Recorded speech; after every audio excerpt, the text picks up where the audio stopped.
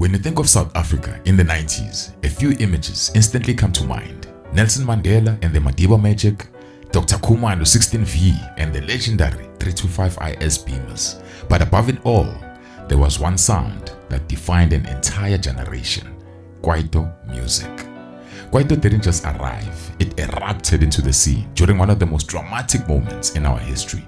As South Africa broke free from apartheid and stepped into democracy, this wasn't just music, it was the heartbeat of the township. It was the voice of the youth.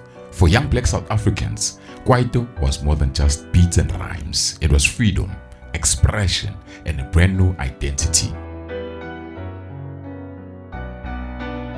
When Kwaito blew up, everything changed. Fashion, slang, attitudes, all filtered through its lens. Everyone rocked colorful outfits and all-stars like Trompies, Alaska, and the likes. Kwaito became the definition of cool. Even today, its DNA runs deep in South Africa's modern music culture. Whether it's amapiano or SA hip-hop, there's always a sample, a hook, or a vibe that hacks back to Kwaito. Even if the younger generation doesn't know the origin, they feel it. You see, Kwaito music captured the 90s zeitgeist. In other words, it perfectly expressed the mood, the energy, and the spirit of South Africa in the 90s. There are many ways to tell the Kwaito story. You could start with the DJs who slowed down house beats from 120 to 105 BPMs, creating that laid-back, heavy-hitting groove driven by a bouncy bass line. Or with two bubblegum producers who transformed into the pioneers of a whole new genre.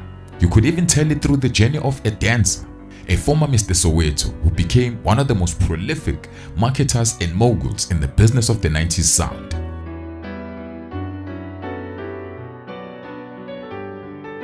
Before Kabza and Maphorisa, the Scorpion Kings, there was Mdu and Spikiri, the Uncrowned Kings. Now these two came up as producers and sound engineers during the bubblegum era. At just 17, they joined forces creating Deluxe, releasing an album in 1989 that sold over 25,000 copies and went gold. Now that album marked the end of the bubblegum era and the birth of something new.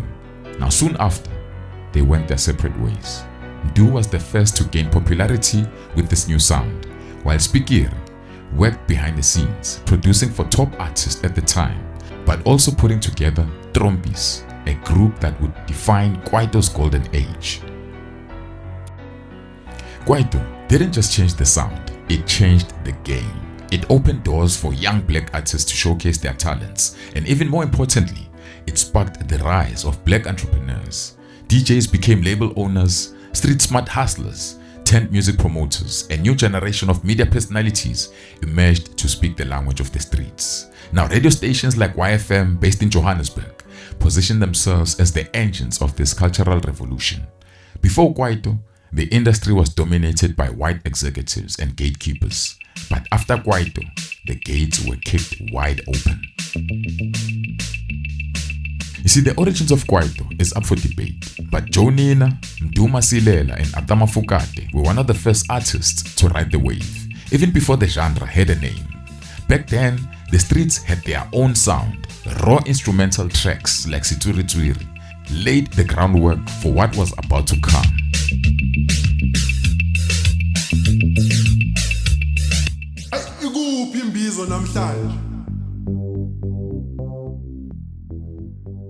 Then came Mdu's Tiki, one of the first true Kwaito tracks. You see, at the time, popular pop tracks were twins with Shona Phansi, Bob Mabena and Dr. Khumalo with Get Funky.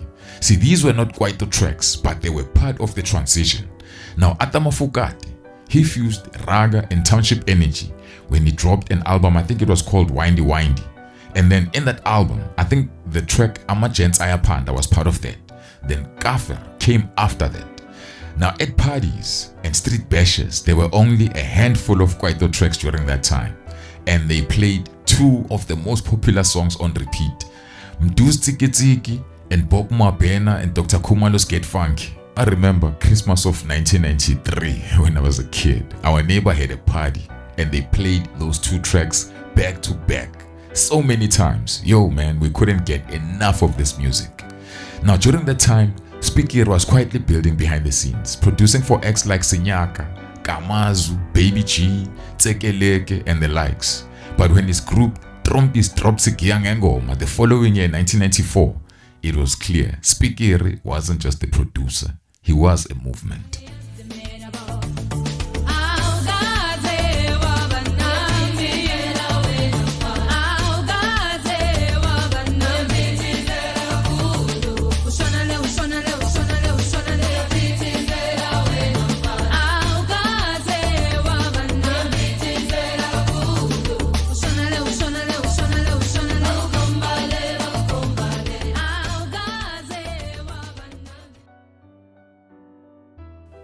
While Mdu and Spikir were crafting the sound in the studio, DJs were remixing imported house tracks from Chicago and Europe, slowing them down to fit the township rhythm.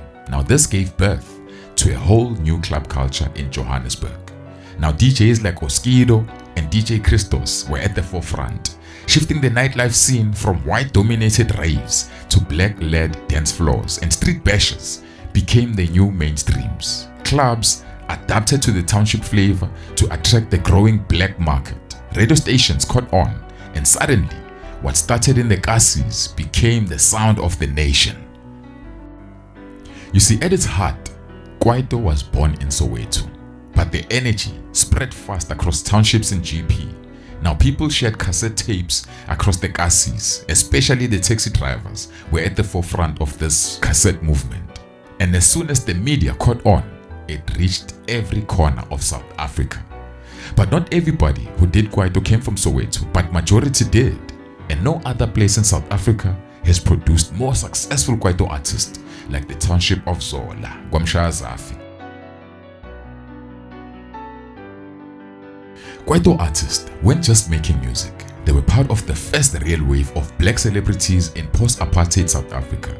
Now before the 90s, fame looked very different. Media was heavily censored and tightly controlled by the government. Now to be seen, you had to play by the rules, fit the mold, and that mold, it was designed by the white gatekeepers. But democracy cracked the door open. Suddenly, we were on TV, we were on radio. Fame no longer looked polished and distant. It looked like the guy next door in the township.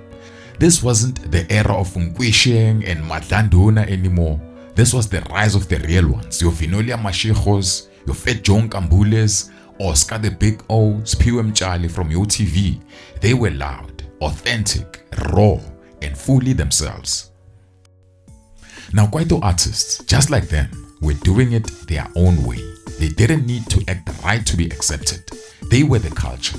They looked like us, spoke like us, dressed like us, and they carried the weight of a whole generation, stepping into a new South Africa with no map but endless dreams. Now before Kwaito, the youth grew up in the thick of the liberation struggle. They didn't have a defined street culture like we did in the 90s, but they had a movement rooted in black consciousness, the I'm black and I'm proud era with afros, and also the resistance. Then came the Kwaito generation, the lost generation. We were the kids of the new democracy, trying to figure out who we were in a changing South Africa. Kwaito gave us that identity. It handed us confidence. It made us loud, proud, and unapologetically cool. It was the blueprint, the soundtrack of the 90s, and after Kwaito hit, the streets were never the same again. It left a mark that couldn't be erased, a permanent stain in the fibers of our culture. Kwaito became part of our character, weaving into how we speak, dress, dance, and dream.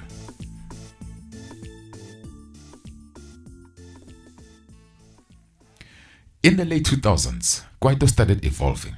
Digital tech entered the scene, and suddenly, all you needed to make a hit was a computer, a keyboard, and a beat in your head. A new generation of bedroom producers and underground DJs rose from the shadows. With them came the birth of a harder, darker subgenre, Gqom. Now Gqom dished the smooth flow and dived deeper into heavy percussions and electronic madness. Now the tempo was faster, the vibe more intense. While DJ Clock helped shape the early sound, it was the Durban wave, led by artists like Big Nas, that took Gqom to the top. But before that, the Pretoria boys were already cooking something special. Producers like Mojava, Bujo Mojo amongst the few had already laid the foundation. With drum-heavy Pretoria house music, Dom took those elements, fused them with the attitude of Durban, and gave birth to what many called Durban Kwaito. And the pioneers of Durban Kwaito were DJ Tira, DJ Socks, Professor and Dizozo. With the backing from Kalawa Jasmine, now Durban became the epicenter of South African street culture. Fact, Durban rocks. Mafunuk Jaiva was a Durban. That wasn't just a slogan, it was a cultural shift. For the first time, Josie wasn't leading the vibe. Durban had the throne. And with that, Kwaito as we knew it started to fade. The sound was changing. The tempo jumped from 105 back to 120 BPMs and even higher. Lyrics got cut down to one-liners. Dance floors demanded harder beats and fewer words. Some of the original legends couldn't keep up with the new pace, but a new generation of artists, DJs, stepped in, took over and ran with it. Artists like Big Nas, Vovo, DJ Bongs and the likes, they emerged, and for a hot minute, they owned the scene. For those of us who grew up after the struggle, Kwaito artists were our rock stars. They were the kings of the Kasis, untouchable, unstoppable and dripping in success. They had it all. The flashiest cars, the hottest women and the flyest fashion, and most dangerously, access to all the drugs in GP.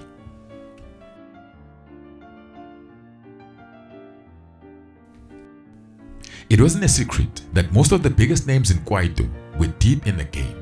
Many of them started out just smoking weed for recreation, but when fame hit, so did the pressure.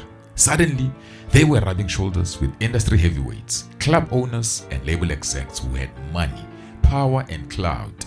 And with that came free drugs offered like candy to artists who came from nothing, who now felt they had to keep up with the big boys who ran the Joburg nightlife. Now of all the drugs, coke was the devil in designer clothes.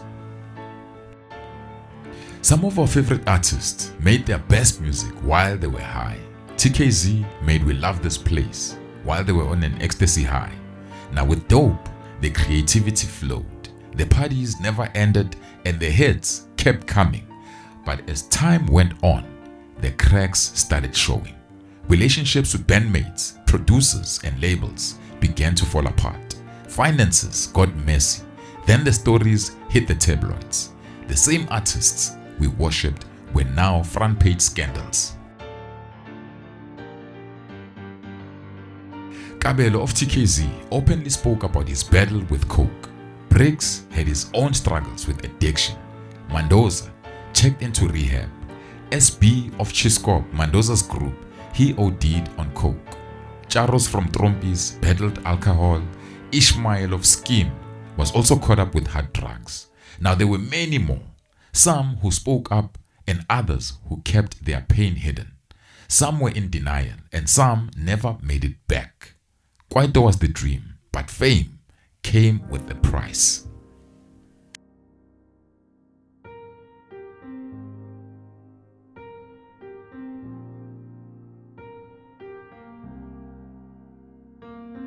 Now the death of many Kwaito artists was a direct result of the wild, reckless energy of the 90s. It was the era of sex, drugs, alcohol, and sudden fame in a newly liberated country. Now post-apartheid, fame hit different. These artists were the first generation of black South Africans to get rich and famous almost overnight, but they had no blueprint, no guide on how to handle the pressure, the money, and the access. Some made it through, but others didn't.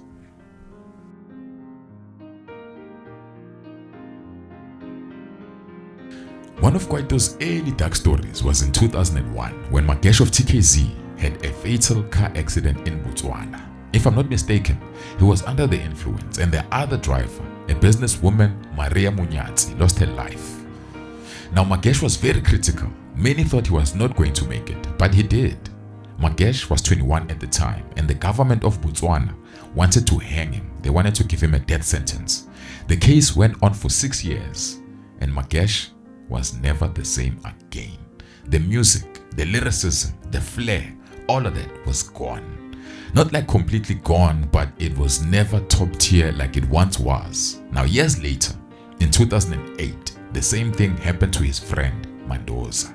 He crashed his Crossfire into a Jetta that flipped over and 2 occupants died. Witnesses said Mendoza was drunk, but police never took his blood.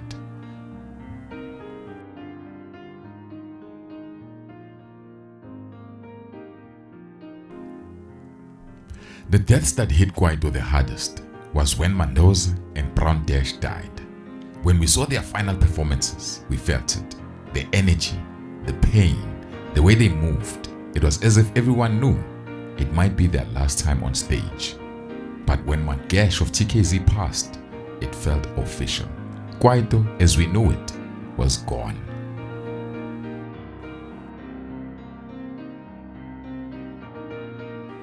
And the truth is, Kwaito didn't die in vain. Before it faded, it gave birth to something new. Something that would take nearly 20 years to grow up and step out and reclaim the township crown once worn by the legends. And then it happened.